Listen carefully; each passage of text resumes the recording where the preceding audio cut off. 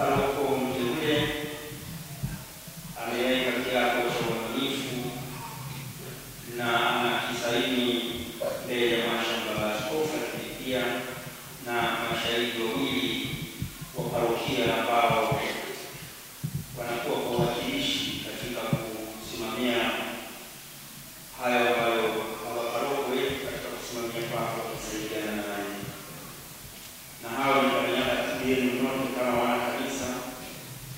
Haki hizo ziko tatu nazo zinasainiwa hizo tatu, lakini na mashahidi hao sasa wanazisaini nao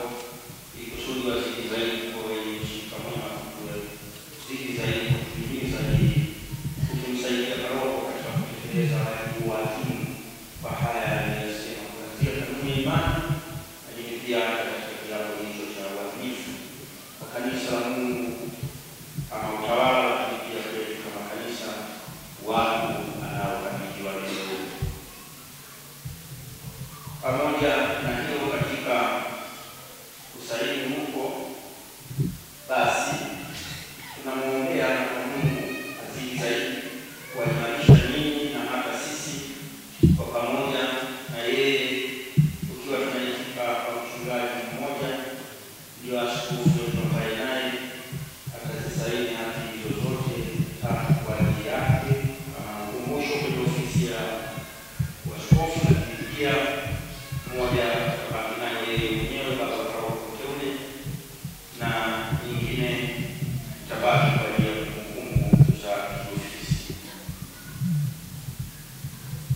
Zoezi au kazi yenyewe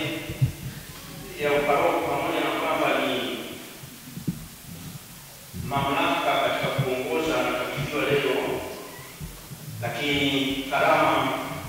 uparoko pia ni karama, hasa unapomzidi zaidi kuambatana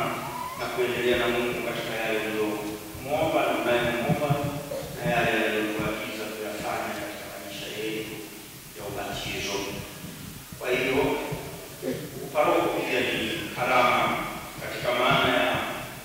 kutoka kwa askofu tunakabidhiwa pia hadhi hiyo kwa maombezi ya Mungu Roho Mtakatifu, ili kusudi katika upadre ambao tena ni karama kujaliwa, basi vinaongezeka vingine kama hivyo vya mamlaka kiutendaji katika kanisa la Mungu. Hayo mambo hayawezi kuwezekana isipokuwa ni kwa sala, isipokuwa ni kwa maombi. Ndio maana mara baada ya kusainiwa kwa hati hizi zote mbili, tunapaswa kumwomba Mungu Roho Mtakatifu kwa wimbo wa Roho Muumbaji na kila atatuongoza, ili tumwombee mteule huyu anayekabidhiwa mamlaka haya ya kanisa kama mwangalizi wa kanisa hili na familia yote ya jumla. Na wimbo huo baada ya kuimba kwa kumwomba Roho Mtakatifu, mwashamu baba askofu atasali sala maalum sasa ya kumsimika,